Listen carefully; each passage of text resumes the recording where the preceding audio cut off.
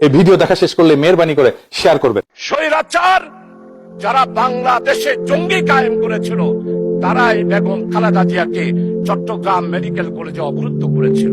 সালাউদ্দিন কাদের চৌধুরীর আহ্বানে জামাত এবং শিবির সেই দিন বেগম খালেদা জিয়াকে আমরা উদ্ধার করেছিলাম। পাল বংশের ইতিহাস তুলে ধরেছেন, কিন্তু আপনি কি ফরাজি আন্দোলন, ফকির আন্দোলন, খেলাফত আন্দোলন, ওয়াহাবি আন্দোলন, ওলামায়ে কেরামদের ইতিহাস আপনি তুলে ধরেন নাই। আপনি শুধু জামাত ইসলামিয়ার মুসলমান আর ইসলামী আন্দোলনকে আঘাত করার জন্যই পার্লামেন্টে বক্তব্য রেখেছেন। জামাত ইসলামীর গণতান্ত্রিক ইতিহাস অনেক সময় লাগবে।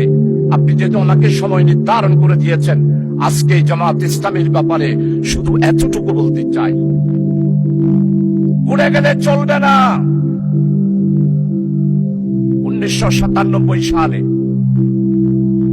দেশনেত্রী বেগম খালেদা জিয়া বৃহত্তর বিরোধী দলের নেতা ছিলেন। চট্টগ্রাম মেডিকেল কলেজে গেলেন, অবরুদ্ধ হয়ে গেল। ফ্যাসিস্ট স্বৈরাচার যারা বাংলাদেশে জঙ্গি কায়েম করেছিল তারাই বেগম খালেদা জিয়াকে চট্টগ্রাম মেডিকেল কলেজে অবরুদ্ধ করেছিল।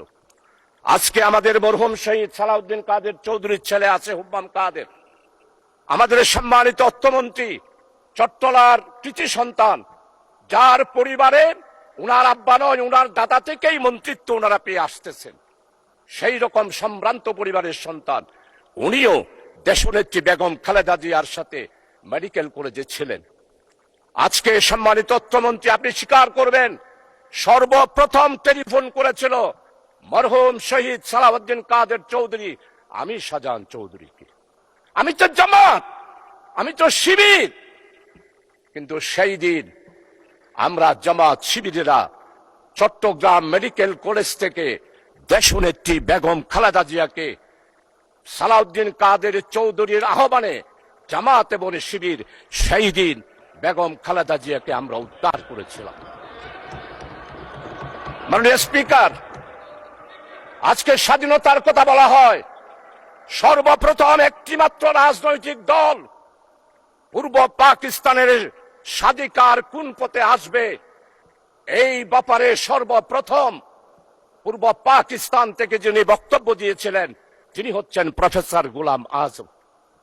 1970 সালের নির্বাচন হলো, নির্বাচনের পর সর্বপ্রথম একটি রাজনৈতিক দলের পক্ষ থেকে সমস্ত পত্রিকা সাক্ষী তাসপাটু পাওয়ার শেখ মুজিবুর রহমান প্রফেসর গোলাম আজম বক্তব্য দিয়েছিলেন।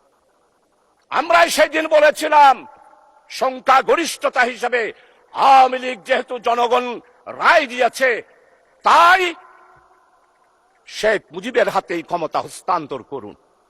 আজকে সম্মানিত আমার অত্যন্ত পরম মুরব্বী ইতিহাসবিদ, আমি ওনার ফেসবুকে সব বক্তব্য শুনি, ওনার মনের ভিতরে অনেক আবেগ। 1757 সালের ইতিহাস আপনি তুলে ধরেছেন, পাল বংশের ইতিহাস তুলে ধরেছেন, কিন্তু আপনি কি ফরাজি আন্দোলন, ফকির আন্দোলন, খেলাফত আন্দোলন, ওয়াহাবি আন্দোলন, ওলামায়ে কেরামদের ইতিহাস আপনি তুলে ধরেন নাই। সেই দিন আমাদের খেলাফত আন্দোলন, ওয়াহাবি আন্দোলন, ফকির আন্দোলন, মজলুম আন্দোলন, হাজী শরীয়তুল্লাহর আন্দোলন আপনি যদি তুলে ধরতেন তাহলেই মনে করতাম আপনি একজন নিরপেক্ষ ব্যক্তি। এখন আমার মনে হচ্ছে আপনি নিরপেক্ষ নয়, আপনি শুধু জামাত ইসলামিয়ার মুসলমান আর ইসলামী আন্দোলনকে আঘাত করার জন্যই পার্লামেন্টে বক্তব্য রেখেছেন। আমার নেতা, আমাদের অপোজিশনের লিডার, উনি মুক্তিযোদ্ধার পরিবারের সন্তান, শহীদ পরিবারের সন্তান, এটার উপরও আপনি আঘাত করেছেন। আপনার মনের বেদনা আমরা বুঝতে পারি।